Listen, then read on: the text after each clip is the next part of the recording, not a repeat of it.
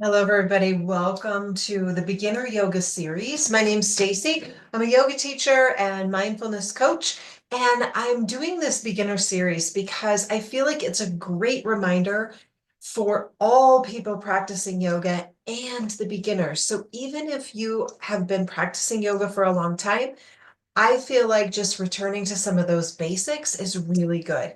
Now, I want to share today about two of my favorite tools for putting into your yoga practice. And this is not specific to beginners. I've been practicing yoga for almost 20 years, and I use these tools all the time because they enhance my practice. I get a better sensation in my body, and I just feel like it's really good. So, the first tool I want to share with you is a simple yoga block.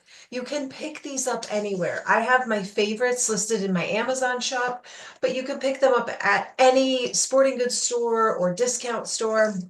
I prefer the foam blocks. These are, they have a little bit of a give. There's also some cork blocks out there. They're a little bit thinner and much harder. And I feel like because I like to use blocks to lay on and to sit on, I want to have just a tiny bit of give, but they're not squishy by any means.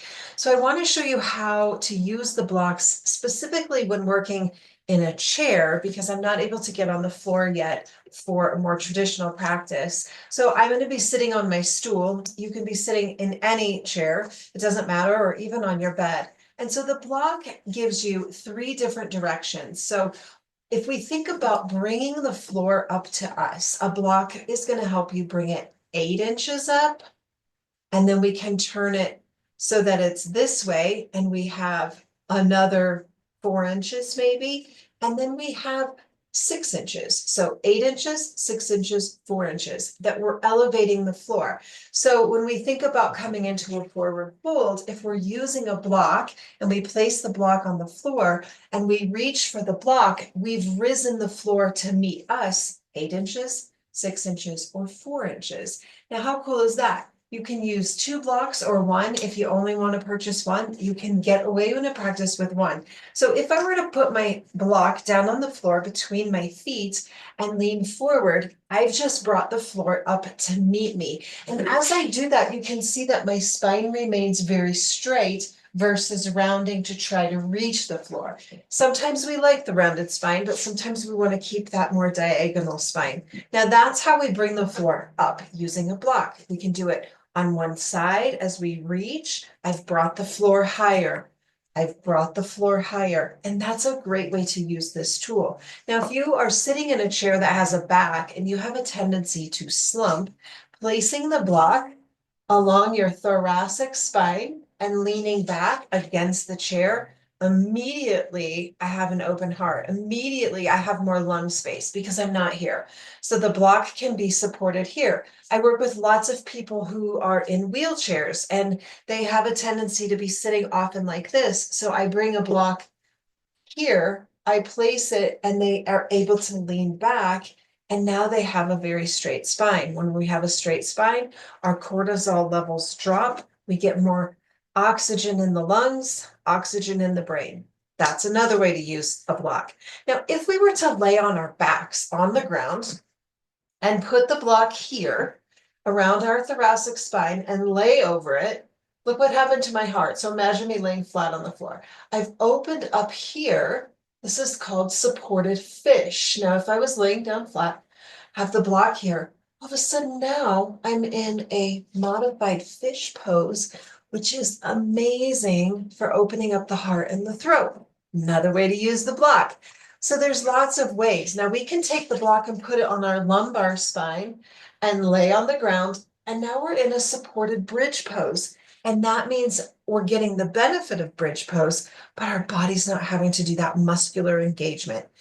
So the last way I want to show you that I use the blocks a lot, especially as I'm practicing in a chair these days, is I have the block in front and I'm just going to barely be gripping it. In fact, you can even just place it between your palms. Now watch what happens as I rotate.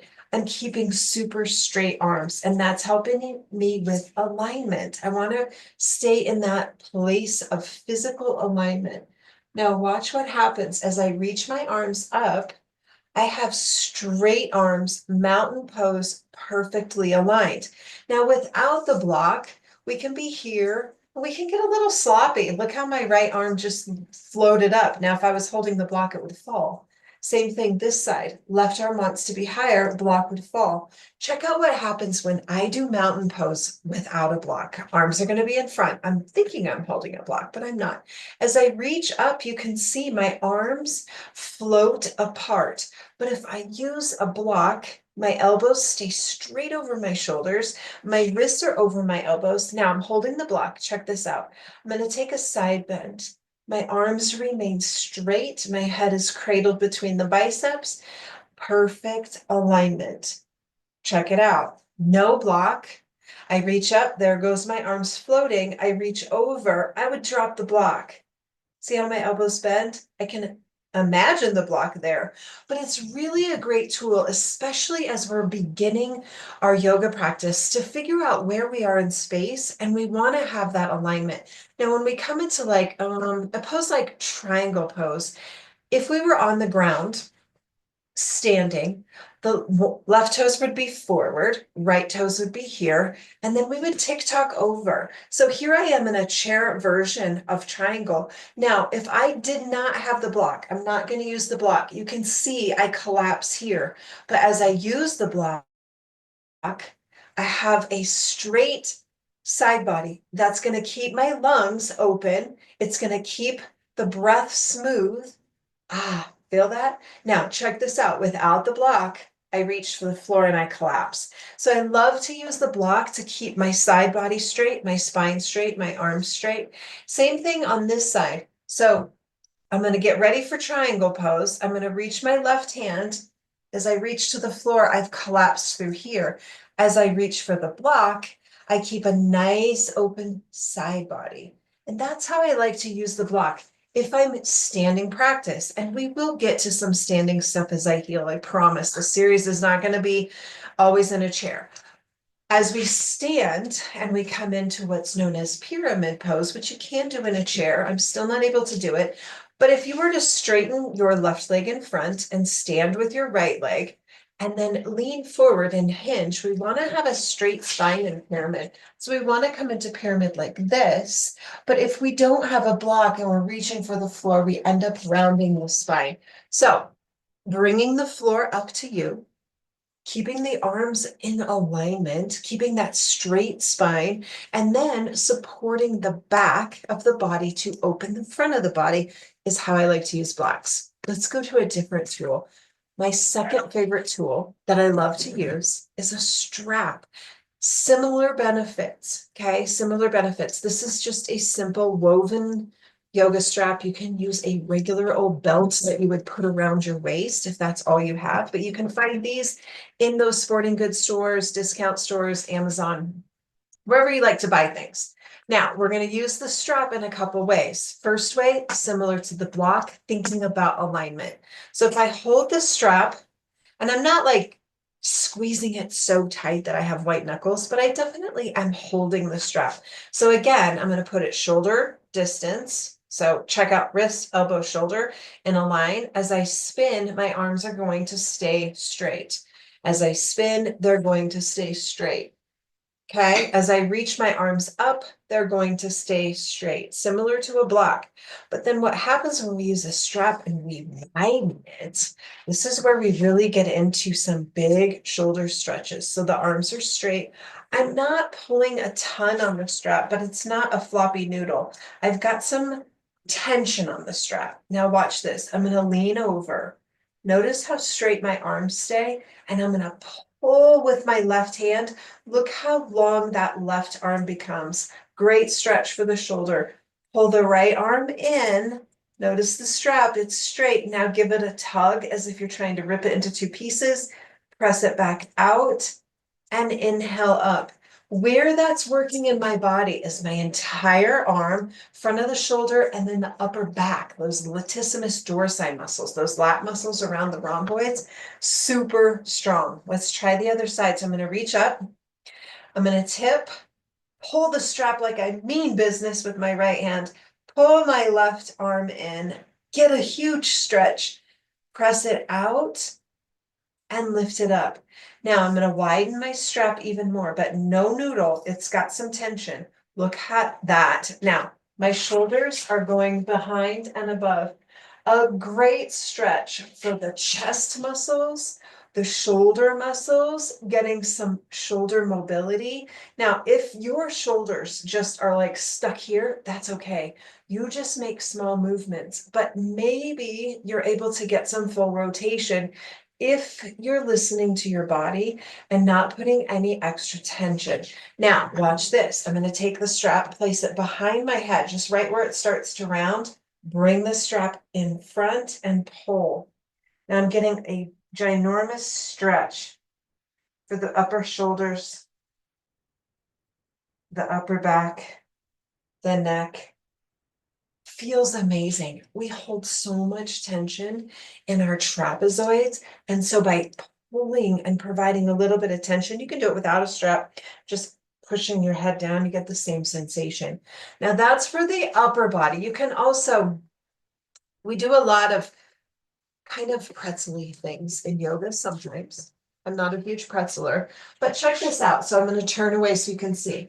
When we come into this pose here, right? Not everybody can reach here. It has nothing to do with me being better. It's simply my shoulders have a lot of range of motion.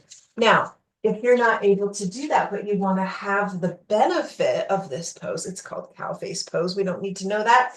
All right, so I'm going to take the strap in my right hand. I'm going to reach back, and here I've got the same pose. Okay, so I've made the strap help my body get there. Now let's do some strap work with the lower body. All right, so as we sit tall, we're going to take the strap and hook it around right foot. You can do both, but I'm just going to do my right. Now I'm going to straighten my leg. Let me take my house slippers off. That's better. All right, so here I'm holding my leg up with a strap. Now, it would be really, really hard just to lift my leg like this and not collapse through the belly. But as I use a strap, I'm able to keep a nice straight spine because I'm using my arm to hold my leg up, not my belly. Now I'm going to circle my leg, gives a lot of support. You can do this laying on the floor, you can do it in a chair, you can do windshield wipers, getting that outer IT band stretch, inner thigh stretch. You can make large circles, you can lift a little higher. This is a fun one. Bend the knee and then press through the heel. Bend the knee, press through the heel. So what I'm doing is I'm getting a nice stretch all the way from my Achilles, behind my knee, through my calf, into my glutes and into my hamstrings. I could not do that in a chair without a strap. It would be really hard. It would require a lot of core, but then I would collapse through the spine. Now, if you're on the floor, you can lay on your back, put the strap around your foot, lift it up to the ceiling, do your circles, do your windshield wipers, and you're assisting your body in getting an amazing stretch. That's what the tools are for. We think about, or a lot of people, I don't anymore, but I used to, a lot of people think using tools like a strap or a block is that you need help getting into the pose. And that's not the case. These tools are designed to enhance your practice, enhance your sensation, to help keep you in alignment, which is really going back to that hatha yoga and then the Iyengar style of yoga where everything is very aligned. And we want that to prevent injuries, to get the most benefit from the pose, to feel our body's sensation, kind of learning the language that our body speaks. We can do that better when we use a tool. Now, I'm going to show you one bonus tool because I think it's really good and you can do this any time of day, any time of day. All right. So I like to say I use a kitchen sink to get a deeper stretch. I don't have my kitchen sink handy because this is sort of my healing room, if you will. So I'm going to use my rocker. Watch this. Here's my kitchen sink or a locker or a a dresser, anything that you have. Place the hands on the dresser, on the kitchen sink. Hinge way back. I'm getting a huge stretch through the back of my body, through my spine, my hamstrings, my glutes. Feels amazing. Now, come on up. Watch this. Kitchen sink, dresser, walker, whatever you got. Left hand's gonna stay, right hand's gonna go up. Now, I'm using this as a tool to get my body into a shape. Feels amazing. Switch sides, right hand stays, left hand lifts. Feels amazing. So don't be afraid to use what's around you to help your body feel a sensation. And that is relevant to a person who's been practicing for decades or a brand new person. The purpose of yoga, as you remember from video one, the definition of yoga is union, to yoke. So whatever you're doing, as you connect with yourself, body and mind and spirit, body and spirit, you're feeling a sensation. That is yoga. We don't have to do these crazy sequences of all these different things, putting ourselves into crazy shapes. We simply have to feel the body as it is, where it is. So use the tools around you. Don't be afraid to use tools. And then the final thought is sometimes we need a little support. Sometimes we need a little help. And if the block provides you help and the strap provides you help and your kitchen sink or your walker or your dresser provides you help, that's perfect.